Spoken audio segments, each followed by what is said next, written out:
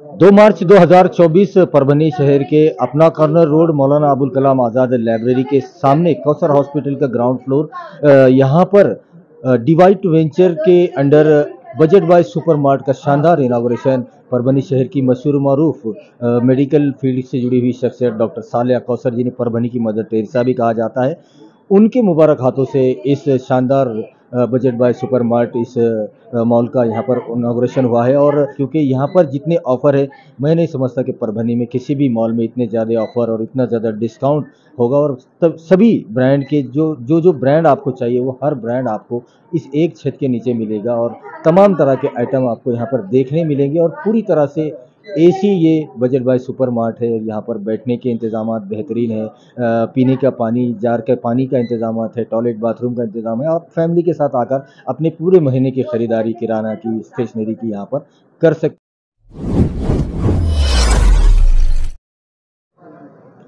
7 अप्रैल 2024 और इस वक्त हम मौजूद है परभनी जिले के पाथरी तालुके में। और पाथरी का ये पीपीएल ग्राउंड है, यहाँ पर पाथरी प्रीमियर लीग होती है। और यहाँ पर पाथरी विधानसभा के कार्य सम्राट विधान परिषद के आमदार अब्दुल्ला खान उर्फ बाबा जानी दुरानी और इसी पाथरी मदार संघ के युवा नेता जुनेद भैया दुरानी, इन्होंने दावत इफ्तार का नज़्म रखा था। और इसी दावत इफ्तार के ज़िमन में जो लोकसभा के चुनाव चल रहे हैं, यहाँ पर महादेव राव जी जानकर साहब जो कि भारतीय जनता पार्टी, राष्ट्रवादी कांग्रेस अजीतदादा पवार, शिवसेना शिंदे गठ और राष्ट्रीय समाज पक्ष, इन चारों महायुति के उम्मीदवार हैं। और परभनी लोकसभा से वो अपनी किस्मत आजमा रहे हैं और उनके प्रचार का भी यहाँ पर एक तरह से शुरुआत की गई, ऐसा कहे तो गलत नहीं होगा, क्योंकि हज़ारों की तादाद में लोग यहाँ पर आज उनको सुनने के लिए आए थे। और उसी तरह से उन्होंने भी लोगों को भरोसा जताया कि आने वाले दिनों में परभनी का नक्शा बदल देंगे और इतना ज़्यादा विकास परभनी में लाएंगे, जो कि पिछले 35 सालों से यहाँ पर जो शिवसेना के खासदार थे उनके चलते अभी तक नहीं हुआ है,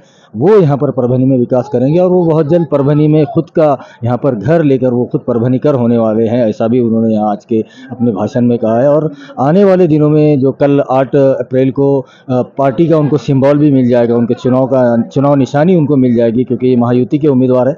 कल चुनाव निशानी मिलने के बाद और प्रचार में तेज़ी आएगी आने वाले दिनों में। अगर परभनी में महादेव जानकर परभनी से लोकसभा पहुंचेंगे तो हैरानी नहीं होनी चाहिए, क्योंकि इतना ज़्यादा समर्थन उनको मिल रहा है। आमदार अब्दुल्ला खान उर्फ बाबा जानी दुरानी, राजेश दादा विटेकर और मेघना ताई साकोरे बोडीकर, जो कि जिंतूर सेलू विधानसभा की आमदार है भारतीय जनता पार्टी की, एक बेहतरीन सपोर्ट और एक नया चेहरा और विकास रत्न चेहरा, जो कि काफ़ी उनको अनुभव है, वो मंत्री भी रह चुके हैं और एक राष्ट्रीय नेता है, राष्ट्रीय समाज पक्ष के सर्वे सर्वा है। उसी के चलते उनको यहाँ पर दिन ब दिन बढ़ता उनका जो समर्थन है वो बढ़ता हुआ नजर आ रहा है। ज्यांनी आत्ताच भाषण केलं त्या मेघना दीदी बोर्डीकर, राजेशजी दादा विटेकर, आमदार रत्नाकरजी गुट्टे साहेब, भाऊसाहेब गोरे, डॉक्टर केशव खटिंग, माऊली सरकटे, मुंजाजी भाले पाटील, जुबेर खान दुरानी, अनिलरावजी नखाते, चंद्रकांतजी राठोड, संतोषजी देशमुख, सुभाष आबा कोल्हे, एकनाथरावजी शिंदे, कयूम खा पठाण, प्राध्यापक पी.टी. पाटील, भाऊसाहेब काका गोरे, दत्ताभाऊ मांदळे, दत्ताभाऊ जाधव, मनोज राऊत, प्राध्यापक शिवराज नाईक, माननीय इब्रान भैया आणि माननीय विठ्ठल तळेकर बाबाजानींना विनंती करतो, अभिनंदन करतो। तर या राज्याचे मुख्यमंत्री आदरणीय एकनाथरावजी शिंदे साहेब, या राज्याचे कार्यसम्राट मुख्यमंत्री देवेंद्र फडणवीस साहेब, या राज्याचे दुसरे प्रशासकीय मान्यता असलेले मुख्यमंत्री आदरणीय अजितदादा पवार, या तमाम तिघांचं मी अभिनंदन करतो। आणि या जिल्ह्याचे रामप्रसाद बोर्डीकर असतील, लोणीकर असतील, आमचे बाबाजाने असतील, राजेशजी विटेकर असतील, फड असेल, गुट्टे असतील, सर्वांचे मी आभार मानून शिवसेना, भारतीय जनता पार्टी आणि राष्ट्रवादी यांचं अभिनंदन करून आभार मानून आजच्या प्रोग्रामबद्दल मी एवढंच बोलू इच्छितो की माझ्या अगोदरच्या दोन्ही आमदारांनी, राजेश भाऊंनी चांगलं भाषण केलेलं आहे। मी एवढंच सांगेन की गेली 20-22 वर्षाचा माझा सामाजिक टच आहे, जिसकी जितनी संख्या भारी पार्लमेंट आहे आणि किती एमएलए आहे, हा माझा सवाल आहे। हा समाज मेजॉरिटी काँग्रेसच्या पाठीमागे उभा राहिला, बाबा जानी साहेब काँग्रेसनं काय दिलं त्याचं चिंतन करण्याची वेळ आहे। या देशात ओबीसी असेल किंवा मुसलमान असेल, त्यांची भागीदारी त्या प्रमाणात मिळाली का? त्याचं उत्तर नाही येत आहे. जी समाज का दल है वो समाज का बल है. तुमचं दल नसल्यामुळे तुम्ही बेदखल आहात. तुम्हाला दखल व्हायचं असेल तर तुम्हाला तुमची मताच्या पेटीतून ताकद दाखवावी लागेल. मताच्या पेटीतून तुम्हाला ताकद दाखवावी लागेल. आम्ही जातीवादी नाही. छत्रपती शिवाजी राजाचं संरक्षण करणारा खरा मुसलमानच होता. त्या मताची माणसं आम्ही. शिवाजी महाराजांवर वार करणारा मुसलमान नव्हता, तर शिवाजीचं संरक्षण करणारा हा मुसलमान भाऊ होता आमचा. जालन्यात मी फिरत होतो, पहिल्या दिवशी सारखं वागलं पाहिजे. जातीयता आणि धर्मवादाच्या पलीकडे जाऊन माणूस इतिहास निर्माण करणार नाही. पुन्हा मुसलमान मागासवर्गीयांची गरज नाही. मी मागासवर्गीय आहे आणि मुसलमानांच्या जवळचा आहे. Prophet Mohammad guarding the sheep आणि we are so belong to the shepherd. माझा आणि तुमचं नातं जवळचं आहे. म्हणून मी तुम्हाला सांगू इच्छितो, जवळचं कोण आणि परक कोण ओळखायचं शिका. अरे आज मी मतं मागण्यासाठी नुसतं तुम्हाला सांगत नाही, तुमच्या समाजाचा इतिहास सांगण्यासाठी आहे. या जगावर 2/3 मेजॉरिटी तुमची असताना मलेशियाचा राजा तुमचा असतो. बाबाजानी तुम्ही सुद्धा राजाची औलाद आहे. राजाची राज्यपणाचा औलाद केलेला आहे. आज काय झाले, डिमांडर झाले, not commander. We are not demander, I am a commander. राज्यकर्ता आम्ही आहे. मेघना दीदी गुट्टे ही राजे होते, राजे म्हणून ते नाचतात. राजाभाऊ राजेश विटेकर तुम्ही 2 महिन्यात राजा होताय. बाबाजानी बी राजा आहे. राजाला व्हॅल्यू असते, सुभेदाराला व्हॅल्यू नसते. म्हणून आम्ही मंडळींनी विचार केलं पाहिजे, अरे कुणाच्या बायकावात काय आलं. आम्हाला टीका केली जाते की बाबा रे उद्या दलित आणि मुसलमानाला प्रश्न केला जातो की उद्या घटना बदलणार आहे. तुम्हाला चॅलेंज देऊन सांगतो, मोदीची शपथ झाली त्यावेळेस मी एक अनुमोदक होतो. मी आमदार खासदार नव्हतो. गडकरी साहेब आणि मुंडे साहेब खाली बसले होते. महादेव जानकर स्टेजवर होता आणि त्यावेळेस अनुमोदन द्यायला महादेव जानकर होता. मोदी साहेब ज्यावेळेस शपथविधीला गेली दिली तेव्हा ही लोक अपप्रचार करतात, नाव सेक्युलरचं घेतात आणि काम फक्त आपल्या.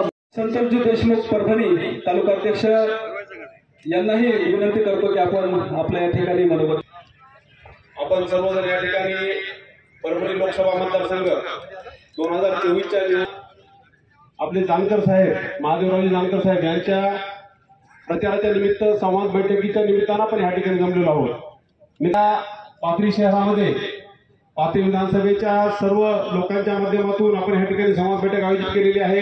आदरणीय यांच्या नेतृत्वात ह्या पाथरी मतदारसंघाचं आपण ह्या ठिकाणी जे मतदानाची रूपरेषा आहे ती रूपरेषा आपण ह्या ठिकाणी आखली. जातीपातीचं राजकारण असेल किंवा कुठल्याही गोष्टीचा अपप्रचार करून लोकांचे मन वळवण्याचं काम ह्या मागच्या 8-10 दिवसामध्ये झालं होतं, परंतु त्याला लोकांनीच उत्तर देत आता ते बंद केलेलं आहे. आणि काल जानकर साहेबांनी सुद्धा आपल्या एबीपी माझाचा इंटरव्ह्यू देत असताना अतिशय चांगल्या पद्धतीनं मराठा आरक्षणावर त्यांनी त्यांची भूमिका मांडलेली आहे. त्यामुळं मराठा समाजामध्ये सुद्धा एक चांगला पॉझिटिव्ह रिस्पॉन्स काल मराठा समाजामध्ये येताना दिसतोय. मुस्लिम समाज असेल, बहुजन समाज असेल, ओबीसी समाज असेल, मराठा समाज असेल किंवा सर्व लहान मोठे समाज घटक असतील, ह्या समाज घटकांनी एकत्रित येऊन या ठिकाणी ह्या निवडणुकीमध्ये परिवर्तन घडवण्याचा निश्चय आपल्या परभणी लोकसभा मतदारसंघामध्ये केलेला आहे. बाबाजानी साहेबांचं फार पूर्वीपासून या ठिकाणी स्वप्न आहे. मागच्या लोकसभेला सुद्धा राजदादाच्या माध्यमातून आपण एक उमेदवार या ठिकाणी विजय करावा आणि राष्ट्रवादी द्यावा यासाठी अहोरात्र मेहनत बाबाजी साहेबांनी घेतली होती, राजदादांनी घेतली होती. परंतु फार थोड्या मतानं आपण त्या ठिकाणी पराभूत झालो. परंतु ह्या वेळेला अतिशय चांगले व्यासपीठावर बसलेले मान्यवर गुट्टे साहेब असतील, मेघना दिदी असतील किंवा सर्व मान्यवर जे उपस्थित आहेत त्यांच्या माध्यमातून आणि पाथरी विधानसभेमध्ये आदरणीय बाबाजी दुर्राणी साहेबांच्या माध्यमातून चांगलं आपण या ठिकाणी बहुमत देऊ किंवा या ठिकाणी लीड देऊ आणि पूर्ण लोकसभा मतदारसंघातून सर्व समाजाच्या वतीनं. हमारे में दीदी कसं आहे, महिलेनंतर यौमुल हिसाब म्हणजे मनुष्य निरंतर ईश्वरासमोर अल्लाह के सामने जब देगा तो उसका जिंदगी का हिसाब रहता कि तूने तेरे को हमने जिंदगी दी है, तेरा हिसाब दे, कितने पुण्य करा, कितने कर्म करा. तसंच लोकशाहीमध्ये यौमुल हिसाब म्हणजे मतदानाच्या दिवस. मतदानाच्या दिवशी हिशोब मागायचा आपण असतो. जसं पाडव्याला गडीचा आपण हिशोब करून त्याला ठेवतो नाही तर काढतो. चांगला गडी असला तर ठेवतो. आणि बेकार गडी असतो, कापूस विकणारा, पेंड विकणारा, कापूस शेजाऱ्याला विकणारा, त्याला काढून टाकतं. तसं गडी तुम्हाला ठेवायचंय का हे गडी ठेवायचंय तुम्हाला ठरवायचं. आणि योग्य योगाने पाठवावी.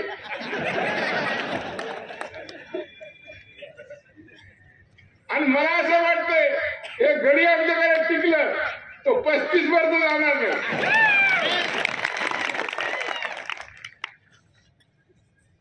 म्हणून मला आपल्याला विनंती करायची. आता राहिला प्रश्न, तर राज्यामध्ये देशामध्ये चित्र बदललेलं आहे. 90-95 पासून देशामध्ये एका पक्षाचं सरकार राहिला नाही. राज्यामध्ये एक प्रकारचं एका पक्षाचं सरकार राहिला नाही. विविध पक्षाचा समावेश करून त्यांची युती करून मग कोणतेही पक्ष असेल त्यांच्याकडून सरकार चालवायचं. आपण म्हणतो युती आहेत, काँग्रेस तिकडे, त्याच्याबरोबर शिवसेना आहे, आमच्याबरोबर भाजप आहे, राष्ट्रवादी बरोबर. आता एका पक्षाच्या सरकाराचे दिवस गेले.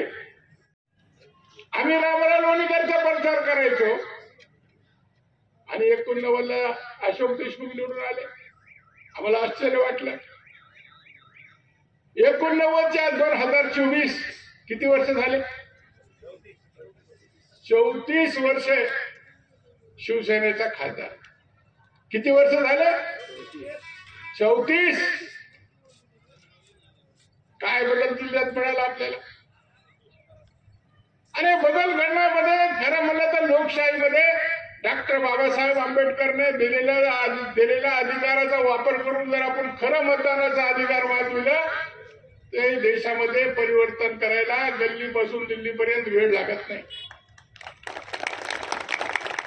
डॉक्टर बाबासाहेब आंबेडकरने 1957ला लोकसभेमध्ये संविधान पार्लियामेंटमध्ये देशाला समर्पित करताना त्यांचे वाक्य कि मेरे देश के गरीब लोगों, मैं तुम्हारे हाथ में एक ऐसा हथियार दे रहा हूं, इसका सही इस्तेमाल करे तो गली से दिल्ली तक राज करोगे और इसका गलत इस्तेमाल करे तो गुलामी और दरिंदरी की जिंदगी जियोगे. कह रहा हूं डॉक्टर बाबा साहब अम्बेडकर ने कहा कि इस देश का कितना ही बड़ा श्रीमंत आदमी रह दो, अदानी रह दो, अंबानी रह दो, या पाथरी का एक मामूली सा एक रिक्शे वाला रह दो, सबको एक मत का अधिकार देके इस देश की लोकशाहीला डॉक्टर बाबासाहेब आंबेडकरांनी मजबूत केलं. आपली लोकशाहीमध्ये जे मूल्य आहे अमेरिकेची लोकशाही कशी नाही. अमेरिकेपासून मला इतिहास माहित आहे. 1977ला 2 मुसलमानाचे आमदार होते नांदेड मधून, फारुख पाशा, नारायण म्हणून डॉक्टर रफिक झकरी. 80ला 2 मुस्लिम आमदार झाले. एक औरंगाबाद में अब्दुल अजीम आणि परभणीला AR खान मराठवाड्यामध्ये. 85ला 1 मुस्लिम आमदार झाला. काँग्रेस म्हणून बीड मधून सिराज देशमुख आणि औरंगाबाद मध्ये अमानुल्ला मोतीवाला. 90 मध्ये एकच आमदाराला खतीर बापू देशमुख. आणि येते 2004ला मी एकटा चालू पाथरीतून. सांगायचं तात्पर्य एवढंच आहे की कुठंच मराठवाड्यामध्ये 48 आमदार आहेत. आता अब्दुल सत्तार आहे 2-3 टर्म पासून.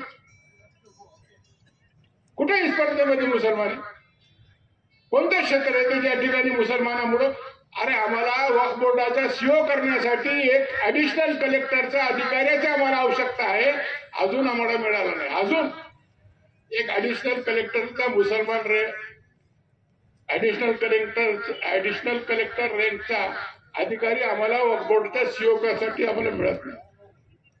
मराठवाड्यामध्ये एक तहसीलदार सुद्धा मुसलमान नाही. आमचं नाव चर्चेत असत. म्हणून मला आपल्याला ठीक आहे चालत राहते, पण मला आपल्याला एवढीच विनंती करायची की जानकर साहेबांच्या चेहऱ्याकडे बघायचे. जानकरची वागणुकीला म्हणायचे उमेदवार कसे आहे, हे माणूस कसे आहे आणि समोरचा माणूस कसे आहे, त्याच्याबद्दल मला काय बोलायचं नाही. आणि बोलण्यासारखा काय आहे की नाही तुम्ही बघितलं. म्हणून मला आपल्याला विनंती आहे की आता वेळ आली, संधी आली, परिवर्तन करा, बदल करा. बघा, घडी बदलून बघा ना. हे पाडवा आलं, घडी बदलून बघा. मला 12 वर्षाचा कालावधी विधिमंडळामध्ये, विधान परिषदमध्ये आता होते. 9 वर्षापासून माझी आणि जानकर साहेबांची मैत्री आहे. म्हणजे त्याला जवळपास 9-9.5 वर्षापासून ते सभागृहात आहे आणि मी बी सभागृहात आहे. बसून राहा जरा. अरे त्यांचं कामकाज पाहिलं आणि आमदार असताना त्याचं कामकाज पाहिलं. जे लंपीच्या अजाब संबंध महाराष्ट्रामध्ये पसरला, मी त्याला फोन केला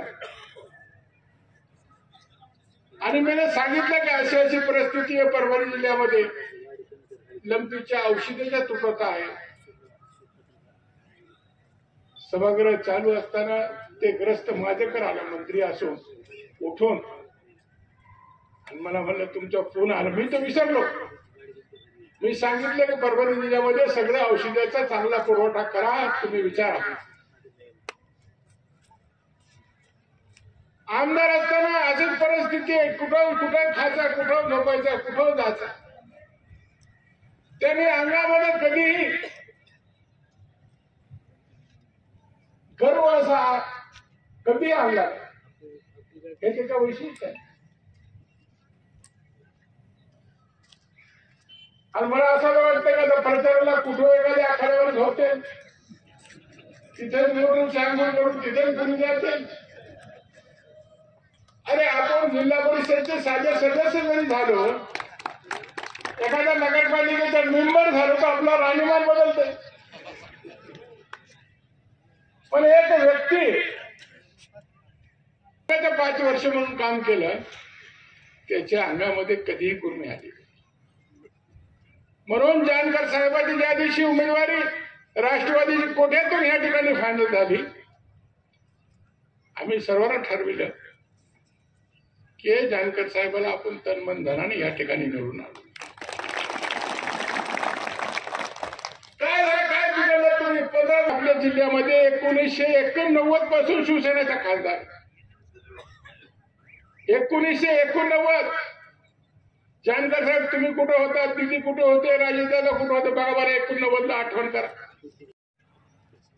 आणि त्याचे हात प्रकट करायचे. म्हणून मला आपल्याला विनंती, आता चिन्ह मिळालं नाही, उद्या चिन्ह मिळेल. जे काही चिन्ह मिळाल्यानंतर आपल्याला लवकरच कळेल. आम्ही जानकर साहेबाला मनापासून धन्यवाद देतो की त्यांनी जे पक्ष, राष्ट्रीय समाज पक्ष रासप एक आमदार आहे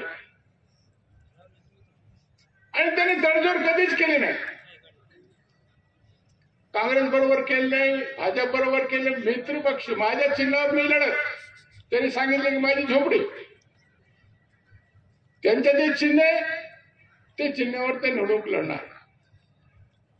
आणि त्याने संबंध देशाच्या मुसलमानांची सुद्धा आकडेवारी केली.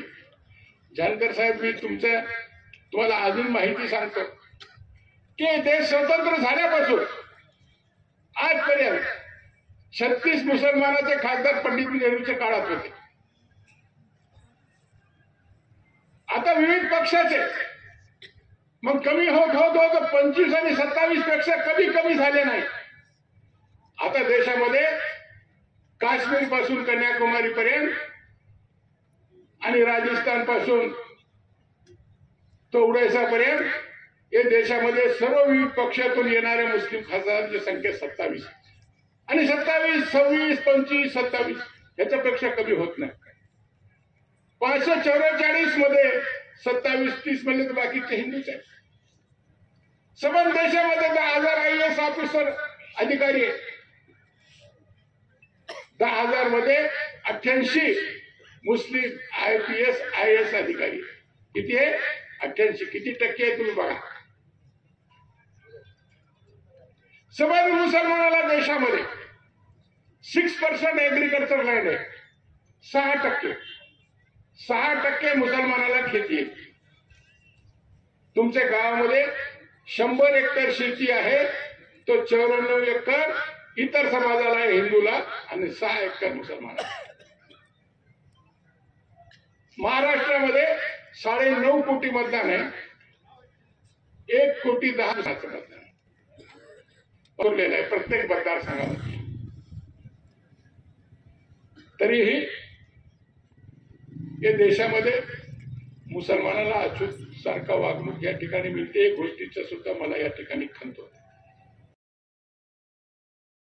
10 मार्च 2024 परभनी शहर के धार रोड पर इफ्तिखार कॉलोनी का शानदार इनॉग्रेशन परभनी विधानसभा के कार्य सम्राट आमदार डॉक्टर राहुल पाटिल इनके हाथों से किया गया. और ये जो skyline contractor end engineers private India limited का ये प्लॉटिंग है, ये लेआउट है, जो कि लगभग 10.5 एकड़ में ये प्लॉटिंग फैली हुई है और ये इफ्तिखार कॉलोनी के नाम से रखा गया है. ये एक धार रोड पर 134 प्लॉट यहाँ पर निकाले गए हैं, जिसमें 1000 स्क्वायर फीट से लेकर 3000 तक के स्क्वायर फीट के यहाँ पर प्लॉट है. और सब के सब यहाँ पर पूरी जो ये प्लॉटिंग है, कलेक्टर NA मंजूर है, NA 44 जो कि कलेक्टर के द्वारा मंजूर की गई प्लॉटिंग है.